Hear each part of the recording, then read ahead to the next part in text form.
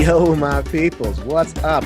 Welcome to Shelf Stories, the channel that tells tales from games, books, and life. I'm your host, Jason. Thank you so much for stopping by for this latest book chat. I have emphasized the word book. I've done a couple of these. It's been a productive winter time, pounding out some books. This may be the last one for a while, but I'll do the best that I can. And I have two of my very best friends in board gaming. I'm not even kidding about that. I say that a lot, but I'm not kidding this time, people. These are my two of my very, very best friends in board games. We are going to introduce the man first, who was my first content creation friend. We did a podcast together called Every Night is Game Night for a couple of years. It's a long time. We are family from Board Gamers Anonymous. He is the co-host of that show. He is Anthony Chatfield on the bottom. Hey, what's going on, Anthony? Howdy, man. Thanks for having me on. All right. And to my adjacent, depending on how you're oriented on the on the YouTube, it is Liz Davidson from Beyond Solitaire, my true gaming bestie.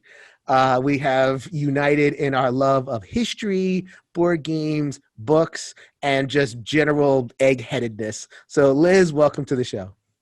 I'm always happy to be here, hanging out with my nerd friends. Yes, and we are geeking out on the books. And we are very happy to present a book. If you're in the sphere of fantasy literature, you've probably heard of this book. It just finished its trilogy.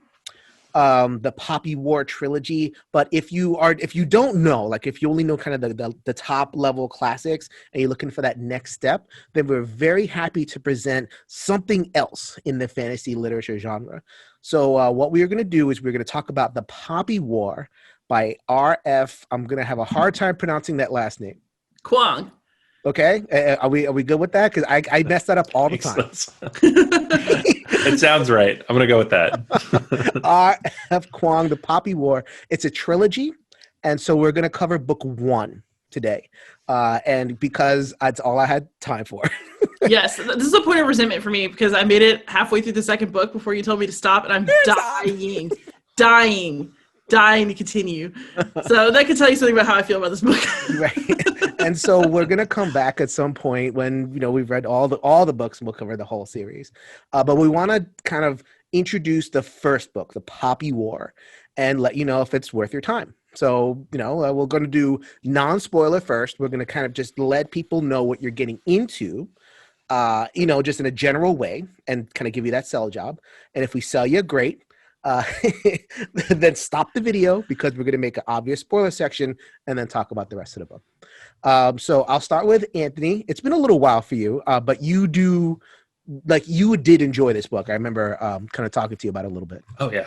Yeah, I loved it. Yeah, I read it when it came out. I don't know how it hit my radar because until very recently, I didn't read a whole lot. Just with life in general, just kind of falling behind. Kids. But this book, that's why it's kids. It's coded language, man. Life. Yes. So to save space, to save space, man. You could throw your kids under the bus in this space. My son pops his head in. What are you talking about? But yeah, no, this one hit my radar right away, and I don't know what exactly about it caught my attention. Because there's so many books that come out every year, and I might pick one or two, and I'm like, oh, I really want to read this, unless there's a sequel or something. But especially as a first book in a series, I don't know. But yeah, I think I devoured it in a week or two, which for me is insane. I don't read anything that quickly anymore. I don't have time for it. So yeah, I absolutely loved it. Mm-hmm. Actually, before I get to Liz, let me break that because I forget this all the time, guys. I'm sorry. I'm not used to hosting book chats. I gotta get my reps up. Let's tell you what it's about. So the Poppy War follows the story of a young Chinese girl named Rin. Chinese.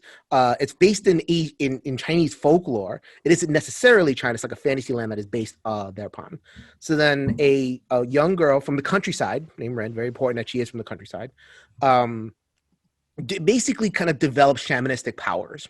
And she notices them very early, but she isn't kind of aware. But then she goes to school, and then she discovers, what is, like kind of discovering her latent powers, and she gets into hijinks, the usual kind of school fantasy type trope stuff, but like with a Chinese, East Asian flavor, right? So then it's a war. So then a war breaks out, and then the rest of the book is basically following Rin as she is kind of discovering her powers in the context of this very, very nasty war. so we can get to all that. But that's the kind of context of what you're going to be reading. So let's get to Liz. Liz, just general thoughts on what you thought of the book. So this book had, the way that it started, it's basically like book crack for me, because if it's set at a school and it involves a really difficult environment with people who think that you can't make it and you have to fight to try to prove yourself, to me, like, that narrative is hypnotic. I can't help it. I'll read it again and again. This is a very good version of that. So if you want to read about somebody who really hits tough odds and is a strong person that you're really rooting for, then The Poppy War is going to suck you right in.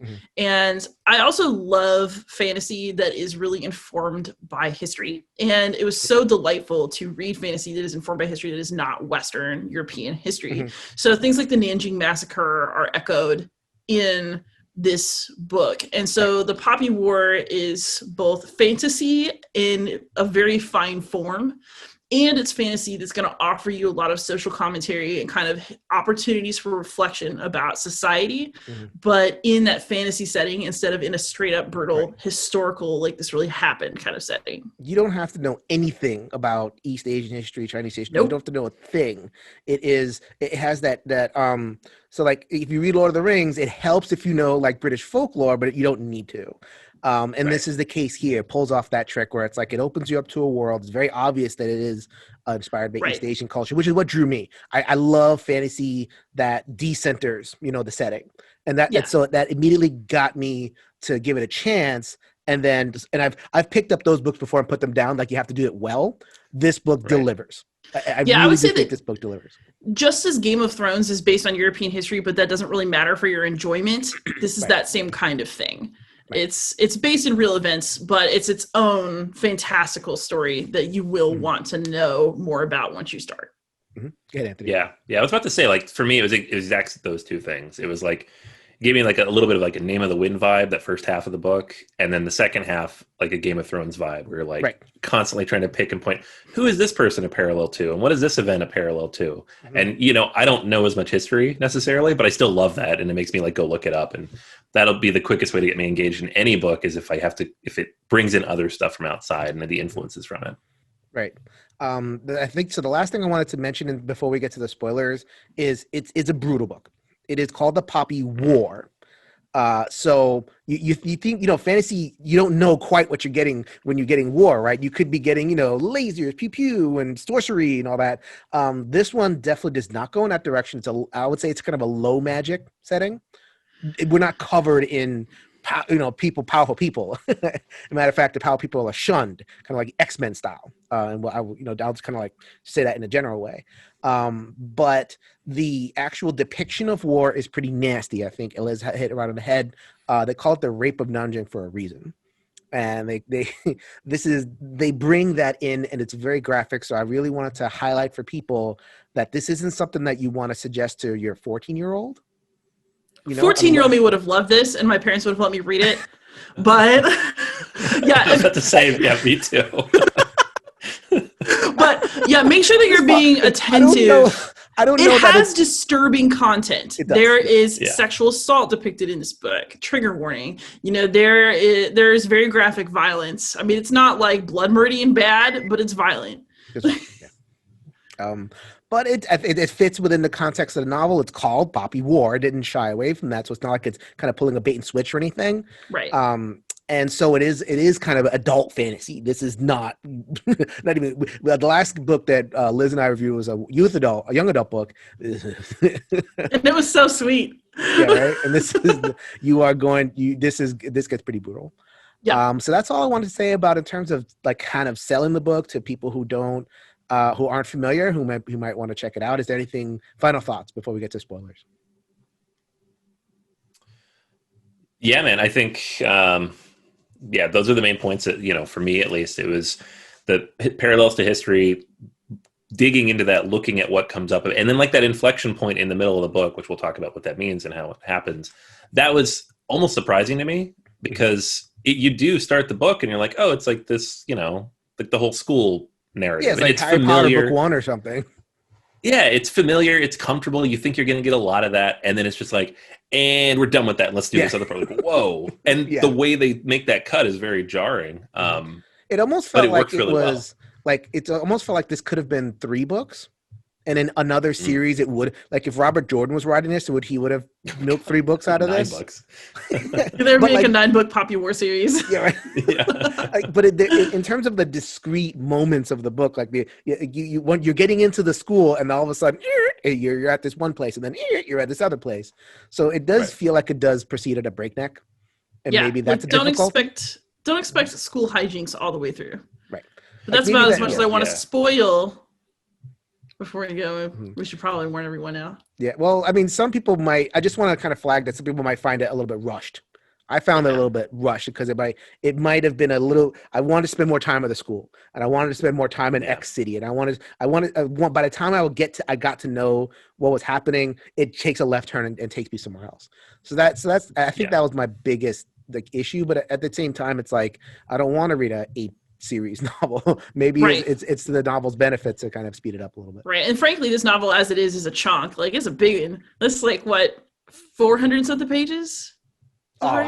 I'm reading this for 500? Stormlight Archive. You kidding me?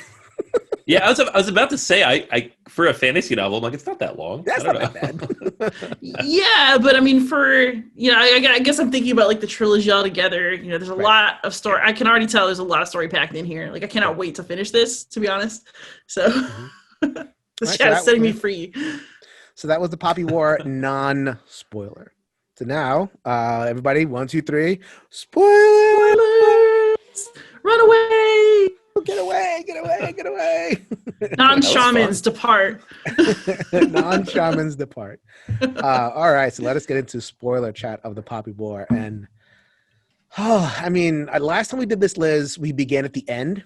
Do you want to, like, is that where we want to go? Is that a thing that you were thinking about, like, at the end, or is there something that you wanted to that was front of mind for you? Ooh. I think the end, in a way. I think that what makes this book really interesting is that you want to see your hero's journey as something that's going to be triumphant and positive. And I'm really not sure that is where the series is going. Like, I know that there's 2 No. books left, so like I don't want to speak too soon. Right. But Ren does some really bad stuff in this book, and she is not a 100% good character. And so you're cheering for her, and she's so strong, and you're rooting for her so hard. She's gonna do some stuff that horrifies you. And I love that as a narrative choice because I like something a little different, but maybe other people don't feel the same. I don't know how y'all felt about that. We can definitely center Rin on the early part of this conversation. So let's just do that. Let's just kind of focus on the Rin character. So then the beginning was you're like hardcore rooting for her. Like, there's no reason to kind of root against her. She's sticking up for her teacher. She's, beating the best martial artist in class. She's of an ethnic minority, which is true to Chinese society. If you're from the countryside, you are looked down upon when you get to the city. More of an urban-rural kind of class split rather than something we might be used to in the West. But it kind of plays out in a similar way where it's like, oh, we're going to make fun of your accent. We're going to do this. So, like, she's definitely put in the rah-rah, let's make this happen. At what point did we kind of get a sense that was not gonna continue? Honestly, I think for me, it was when so I thought everything was going to be good once she decided to study lore with Jang. Right. And I was like, this guy's a good teacher. She's gonna like focus and find balance. And then it's like, oh, never mind. She's not gonna do that. She's gonna tell him that she did, and then she's gonna hang out with the Phoenix. She's 2-timing you, Jang. Right. Yeah. The Phoenix character comes in early, and then the woman comes in early, and like she has. It's not that it's not the traditional relationship with those 2 characters. Yeah. Yeah. The Phoenix thing, I think that was the turning point for me. Because she is. It's all progression. Like, everything's moving forward. She's developing. She's overcoming all these obstacles, and then at a certain point, all the obstacles that are left are her own, and she's stumbling over them one after another. Yeah. And then she, almost burns down the city. And then at that point, you're like, I don't know if she has control over this. Things are going to go bad. Yeah, you're getting like a fire starter type vibe at that point. Yeah, exactly. And I will admit the end still kind of blindsided me. I didn't see that coming, but it also made sense narratively. Let's just absolutely go there. So like we're starting to paint a picture. She starts off like rah-rah. She succumbs to the Phoenix, And then eventually, and we'll work backwards after this, but like the end of the book is she's at that island. She's in the island of Spear, which is her kind of ancestral homeland, which we don't know how she came from Spear, but she does. The land of shamans, basically, which was in the book massacred. It was a huge massacre. The Mughal Empire came in for various reasons. Did the Federation or did the Nicara? Did the Nicara allow it and all that kind of thing? We don't know, but there was a massacre. So she's back and she succumbs to the Phoenix power and she just basically sets off an atomic bomb in the Mughal Empire, like kills however many millions of people, and like seemed really happy about it. Yeah, it was creepy. Well, what's so weird about it is it's like, as you're reading, because you're in her head, it kind of makes sense what she's thinking at the time. Like, she's deeply traumatized by a massacre that she's witnessed. Right. She has realized that she's one of the last two Spearleys alive, and she has bonded with the other one, who sacrifices himself, telling her to go finish what they started after they've been tortured by an evil scientist. And after she's like had all these ancestral memories where she sees where she came from and what she could have had, and compared to the fact that she grew up with a bunch of opium dealers who were jerks to her, right? Like the progression makes sense, right? And it's almost like she's earned. not even. It is an earned choice. It's not just like this. Whoa, like Daenerys setting fire. Oh, I probably shouldn't say that, but it was post spoiler. I'll put a spoiler on that. I like. But just bleep yourself out as if you said bad words. There was a popular show where the main character was in charge of fire, and he or she did something with that fire that came out of left field, and it's like, Indeed. What? Yeah, very much unearned. This was this. Yeah, to your point, this is very much earned. It made sense in the moment. Narratively, it was perfect, and yet at the same time, the writing was so well done that you were still shocked by it. Like you were like. It all makes sense. It's completely earned, but because it didn't need because Mugen wasn't there. Like we saw the Federation, we saw the troops, we saw the like everything happened on the Nicara mainland, and they never went to Mugen. They never introduced us to anybody in Mugen. They just kind of said this is a land, which by the way is Japan, ish, so to speak. And so we never actually see this. Just like kind of this idea out there. And so like for the atomic bomb to get pointed there was like okay. Yeah. Mm-hmm. Yeah, it's like she doesn't think about the human cost of what she's done until it's way too late. Right. Yeah, it's such a huge revenge, but then genocide. Right. So then, okay. So this is fun because Liz and I we started to talk about this, but then I'm like, all right, let's save it for the video. So was it? I actually did not have a problem with that at all. Because the Federation is presented as completely and utterly evil. Like they engage in torture. They raped Golan-Nis, which is basically their Beijing, the capital city, left it in pieces. Gang rape of poor Venya or Vinka or something like that. And just like really, the book at every point sells you on these are monsters. And then the doctor was a monster. We don't meet any Mugnese who are actual feeling human beings. So who is to say that it is an island full of innocents? Like it could be an island full of evil, nasty rat people. And from her perspective, that's she's never met a nice Mugen.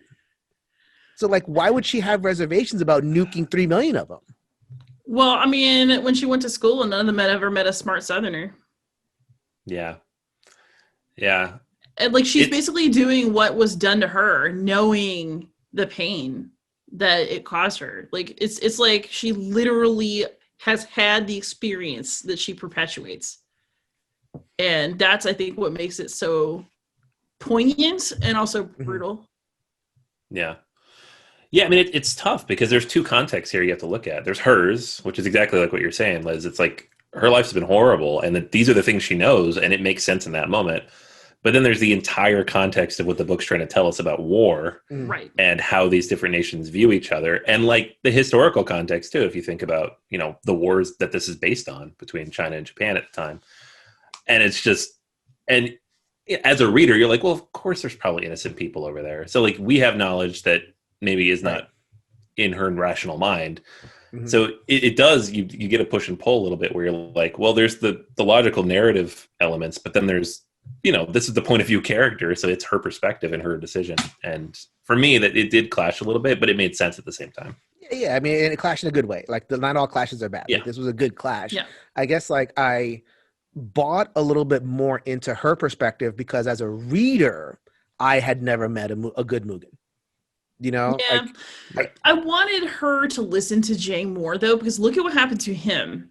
Like, he basically also... So, if you're watching this, you've already read the book, so you'll know. But well, maybe somebody's just like watching just for the heck of it. Right? Who knows? They don't care. Maybe they don't care. So let's just people talk into it real who kind of do too much dealings with the gods, shamans who go too far, eventually the god possesses their body in such a way that they cannot die, and they are no longer themselves, and they're highly destructive.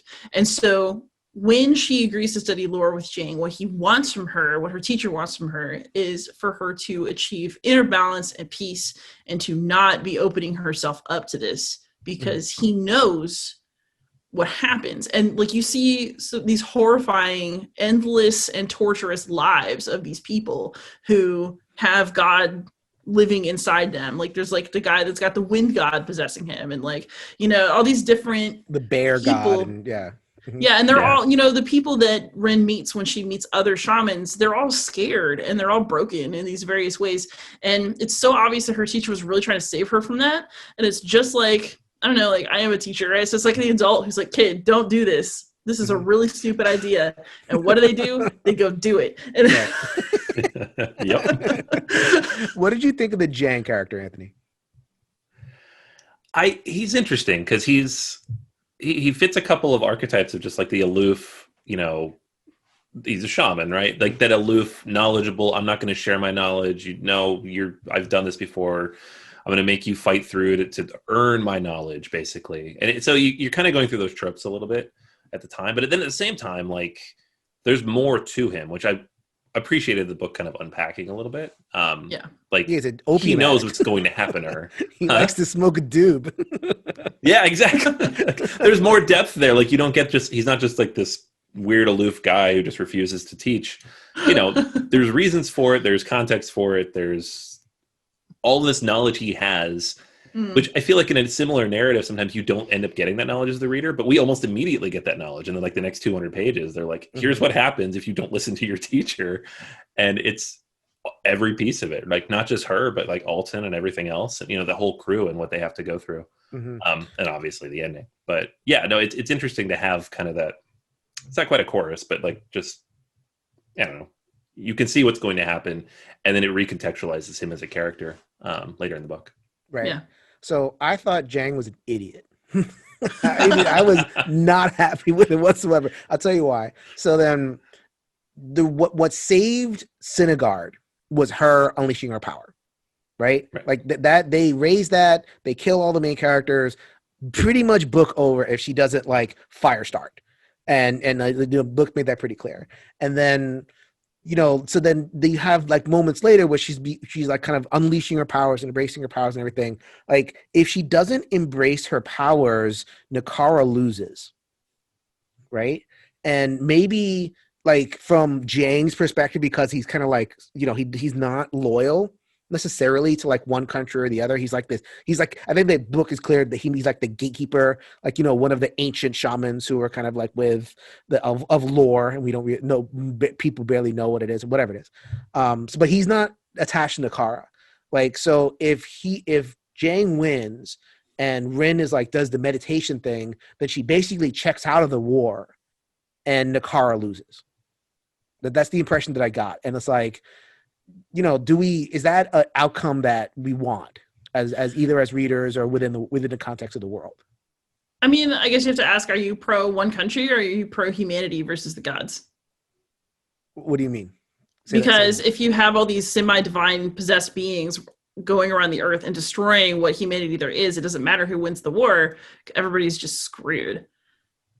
Like, Rin could destroy the whole world with what she could do. But does she? I'm having a flash to like 24. Like Jack Bauer would get into this like context a lot, where it's like, I could save a whole lot of people, or I could save this one bus. and then and whatever. So it's like the big picture or the small picture, right? So it's Right, like, right. you know, and there was I was a big 24 fan. Sorry, people. But one of the poignant moments of that show was like he was kind of going through all that, and he was saying, I know what everybody's saying. See, look at the big picture, look at this other stuff. But when I'm on the ground, I only see the bus full of people. That's what's real to me. That's what's there. And what she knows is her country. What she knows is the Kate, I think is the best friend was.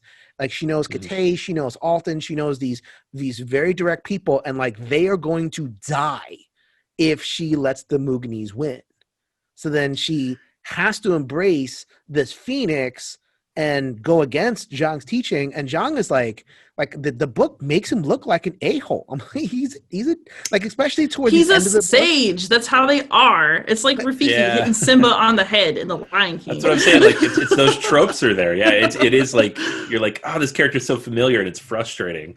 You know? I mean, but like even at the end, the last scene where he appears, because when they go to the shaman jail and Alton wants to unleash everything, like he's just there chilling. And it's like, okay, don't do this. Oh, we're going to do it anyway. All right, I'm just going to put up my wall and like check out. Yeah, but he also knows he's dangerous, because think about one of the creatures that he brought into the world was that creepy one that like eats people's faces and like wears them.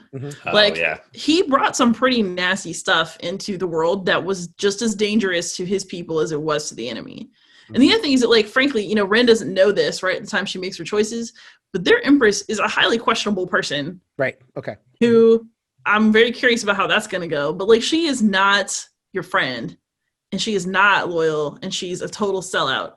And so like, what is Ren saving? Is she trying to save her nation like as it is? Is she trying to just save people specifically? Like, because, you know, her land as she remembers it is no good because it's got a trash ruler. So now what? Well, at this point, she's out for revenge now. Like, yeah. Oh yeah. Like, did you guys read the First Law trilogy by Joe Abercrombie? No. Oh, excellent. Yeah, but it was like 11 or 12 years ago, so I couldn't talk about it if I wanted to. The fourth book, I forget exactly what the fourth book was called. I think like the main character was named Monza, and she was just like, it was an entire book of somebody like that, like terrible things happen in the first 2 pages to her, and she spends the entire rest of the book getting revenge. And I thought it was cool. She is like has a hit list. She is so one pointed. It was such a brave choice by the author to put such an unsympathetic character, one pointed, like revenge type oriented thing. And then she eventually gets it, and it's like, okay, wow, okay, well that can. They reminded me of that. Like I feel like we're gonna see somebody who is just pursuing revenge almost for its own sake, at least in the second book. And you can kind of talk. I know you've read half the book, and I know what you're kind of like holding back a little bit, but like that's the sense that I get, that for the next little while, we're going to go on this revenge trip. Yeah, I think the problem is that because she's bonded with the Phoenix, who's this insatiable god, like, can she stop even if she wants to at this point? Like, did she let something in that won't leave? Mm-hmm. Oh, that she cares.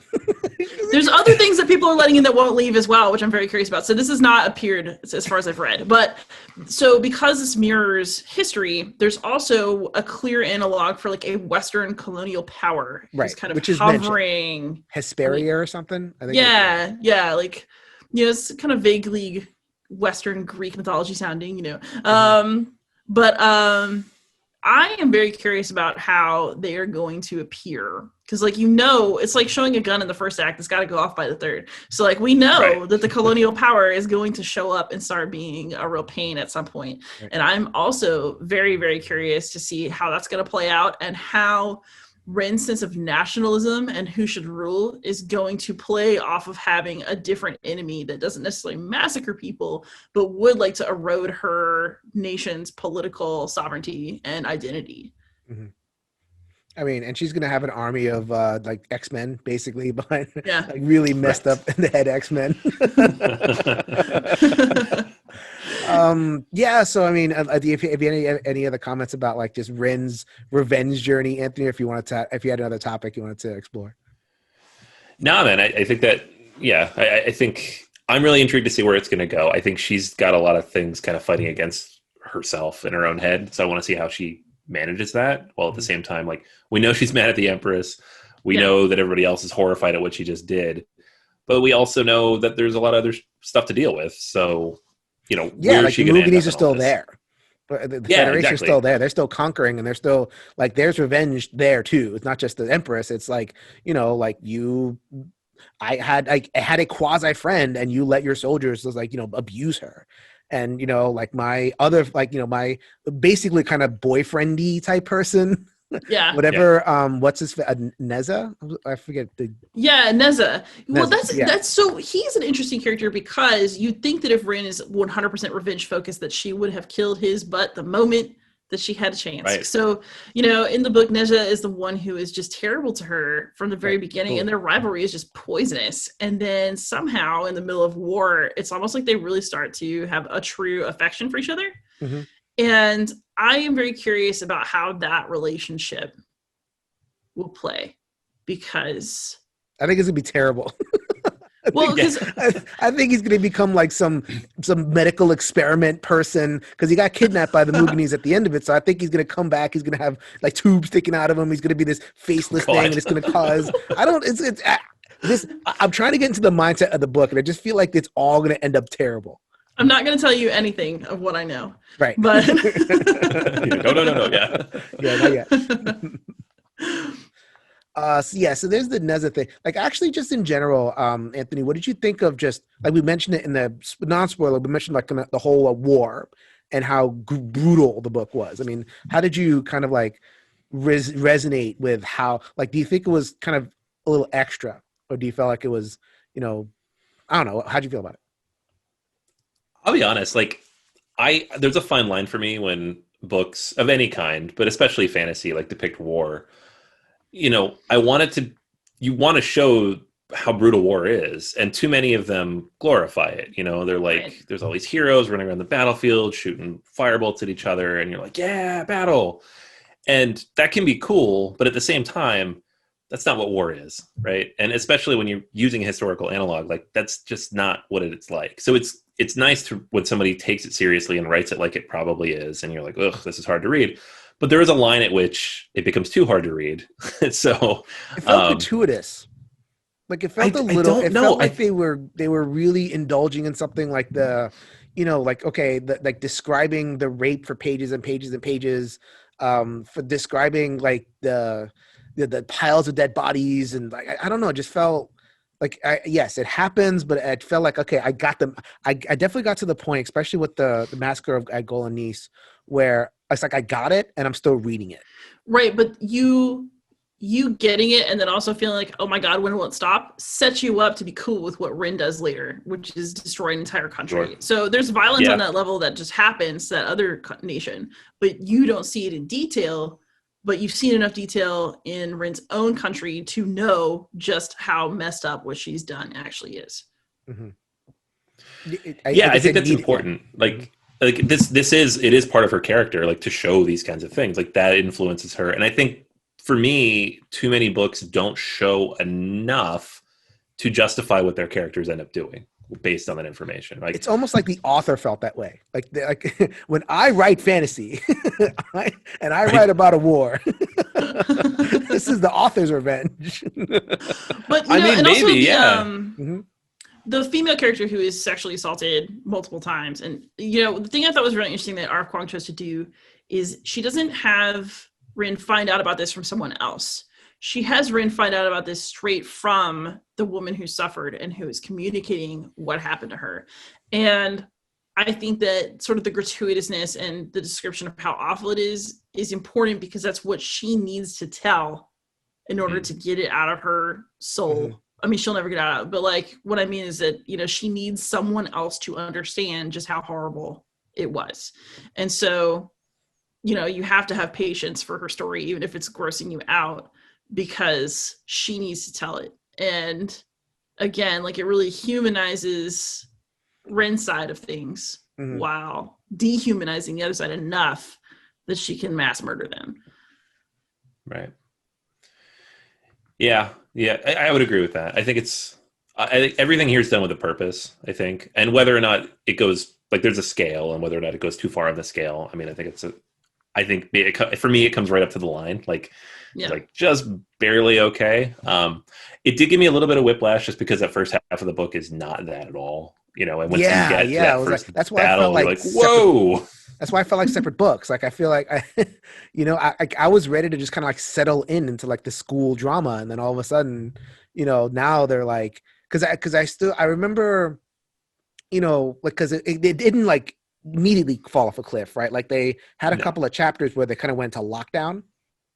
And Yeah. so, like, and it's like, okay, even then, like, even going into lockdown, I'm like, okay, they're going to lockdown. This is the book's way of telling me that there's a war out there somewhere. And then all of a sudden, here comes war. But see, it makes perfect sense. You learn a bunch of math, you study a bunch of literary classics, you kill it on a really hard test, and then you're ready to commit genocide. It's perfect. Yeah. It's a perfectly natural flow. Well, actually, it wasn't like, because speaking of like, was this earned? We saying yes, like it does go through like a 3-act thing. Like she does take that detour in that city, which was basically, I think, a Hong Kong analog. Cargum, I forget the K City. I was called the K City, and it was like it was down south, and it was like kind of an independent, free, and at the time, we know Hong Kong is like a big mercantile place, but like back at the time, it was it wasn't like it wasn't that appealing. So then, but it was there, and there were pole ports, and it was merchant. So like it made sense, but it was kind of like this out of the way place, which gave Rin more time to kind of come into her powers, figure out who she was. So kind of that second act, I appreciated that. I appreciate that there was like a second act, and then it warmed you up for like the big firework at the end. Yeah. So there's one thing I want to bring up, because you joked about Nessa being her boyfriend, and it's clear that she has an emotional connection with Alton that's quite strong, because he's the other remaining spirit lead. But so especially I think as a female reader reading a female author, like I was very interested in the fact that Rin basically erases her sexuality early on. She has her first period in the book, and she is so upset by what it does to her performance and how it makes her feel that she like takes a drug that eliminates her womb basically and prevents her from ever having a cycle, but also ever having a child. Like she will never be a mother. And so when we think about like, so many of these books include romances. I don't know if that's going to be able to happen for Rin. And in some ways I'm relieved by that, because I'm so sick of everything having to have a throwaway romance in it in order to like keep people interested. Like I don't actually like whatever. I could really live without 60% of the romances I read in books that don't need to be there. Like the Bechdel test, like it was a drug that said, okay, I will pass the Bechdel test by taking this. I will not talk about relationships. I will not talk about men. But I will talk to men, so that's not the problem. I will talk to men and put them in their place. But I'm actually really interested in where that part of the story is going to go as well, because it's clear that there are men that Rin cares about and who care about her, and like there's all like those sort of nascent signs like, oh, could this be more? But how could it be? And is that even something that she would want? Will she regret what she's done? Is this kind of like a Witcher thing, like with Yennefer, who regrets her choices because she can't have a child? Like, it'll be really interesting, I think, to see where that goes, just because thinking about women's bodies and how they affect their role in literature is something that I'm always attentive to. And I will be into seeing what R.F. Kuang does with that. I think that she is the last Spearly. So like being the last Spearly, because it comes up again, like but after she does it, like it comes up when like somewhere in Act 2, because she says something like, okay, that's that I'm not going to be reproducing. So I'm wondering if like the fact that she is the last of her people is going to like weigh on her. It's like, oh man, I'm it. Yeah, she thought she was like a random war orphan from who knows where at the beginning. But now she has this identity that she can't fully connect with because there's no one to connect with. Yeah, that'll be interesting to see how they explore that further. So like looking forward, I mean, I know you've read a bunch of the second book, but I mean, do we have like, she's going to go after the Empress, and she's going to she's already been named a captain of that 13th division or something like that. Yeah. So like they're behind her, and even though they may not have, like they're all like, oh my God, what did you do? And Katea is completely like checked out on her. So that's going to come back.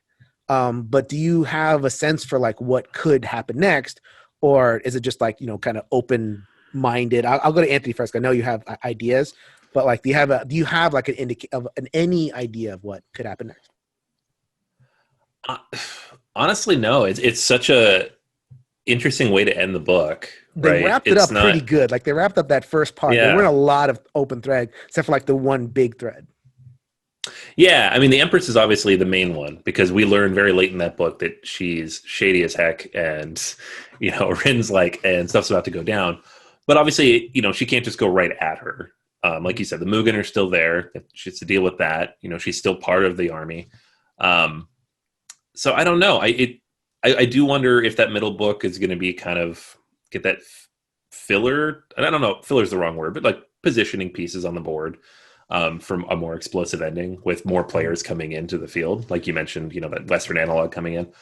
Right, but it's hard to know, to think exactly what that'll be. Does she try to? Because like the book tells a lot of story about the warlords uniting. So like that was also a part of Chinese culture at the time.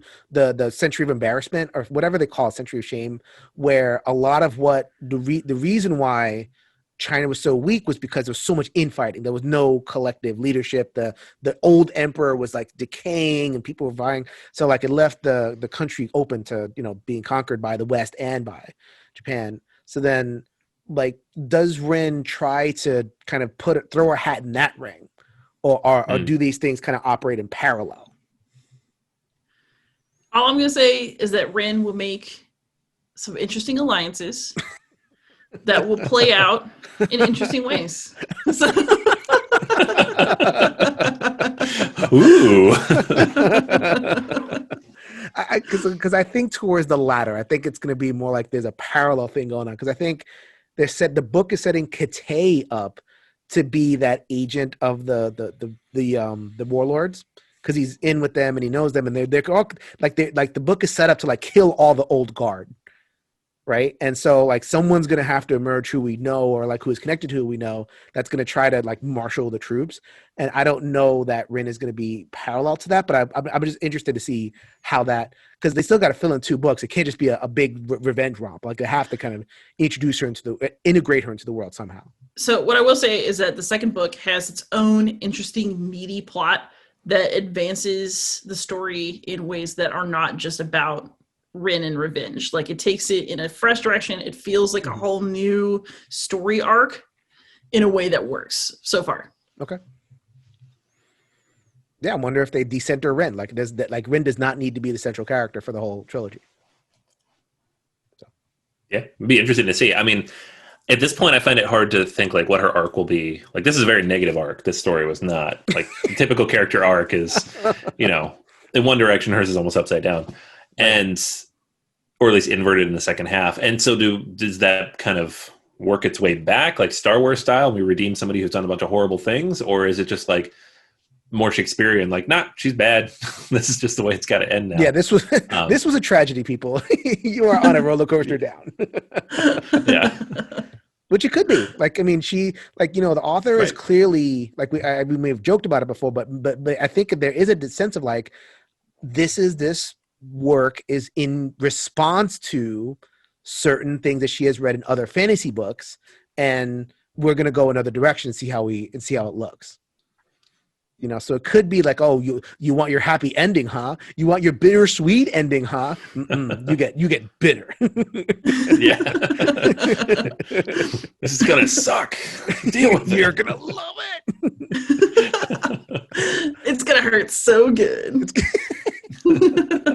Well, I am looking forward to picking it up. It is definitely high in the queue. It might not get read for a little while, but at least within the year. Well, I think, you know, I'll try to get those books finished and bring another episode to you. So, but I'm going into the close. But is there anything else that I did not mention that anybody want to talk about?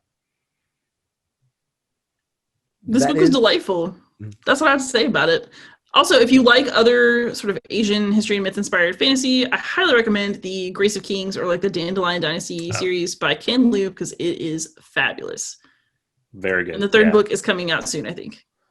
It is. Is that more historical But no, it's fantasy. It's fantasy, but it also plays with all the same sort of elements of like, it's got this folkloric feel. It deals with ideas of colonization and cultures clashing in ways that are really, really, really interesting. And it is some of the best fantasy that I have read ever. It's so good. Mm-hmm. Yeah, Ken Liu's amazing. I've read a lot of his short fiction too. I mean, I think he came up as like a translator, right? Like that was how he kind of cut his teeth, and then now like this is his big trilogy. So yeah, I would agree that that's a great one. All right, so we have been talking about the Poppy War, book 1 of that series, by R.F. Kuang. R.F. Kuang. I was gonna say that's Kuang. How everybody else says it. I've watched a lot of books too, and that would not have been good. We want to go as accurate to the person as possible because they are delivering to us a very, very enjoyable series so far. Very, very awesome first book, and from what I'm hearing about the third book, I think that people are very satisfied. It is kind of ending with a bang, so I'm really looking forward to that. But before we go, I'm terrible at this too. Let's do some promo. I did introduce your different channels, but maybe you could tell the people what you're up to. And I'll begin with Anthony. Yeah, for sure. So Board Gamers Anonymous, we do a weekly podcast, but we also broadcast it on Twitch every Monday at 8:30 Eastern time, and then we're on Twitch again on Wednesday, 8:30 for BGA Live, which is over on Board Game Arena. So you can watch everything, you can listen to everything, and it's all on the website, BoardGamersAnonymous.com. Say that 6 times fast. But it's coming at you twice a week. We'll see what happens when everyone's vaccinated. We can all go out and do our gaming groups. But for now, enjoy the extra shows. What about you, Liz? So I am everywhere on the internet as Beyond Solitaire. I have a gaming channel that is dedicated to solo gaming, specifically called Beyond Solitaire. I review for the Dice Tower, sometimes with Jason, so check out our Semper Ludimus series together. But I am particularly happy to be doing this book chat because I have also started a new venture, which is called Beyond Solitaire Books. It's just a sub-channel where I am YouTubing about stuff that I'm reading. So if you want to talk more about books, find me there. If you want to talk about games, find me on my main channel. And if you want to listen to nerd talks about games, you can find me on my podcast, also called Beyond Solitaire. Lots of Beyond Solitaire. So this is Shelf Stories. Please go ahead and subscribe to the channel, like the video if you enjoy it. And I'm also on the Dice Tower and all sorts of good stuff. I don't have to promo myself. So Jason needs no introduction. I hope you enjoyed that Shelf Story. Until next time, if you could change your mind, you could change the world. So, everybody.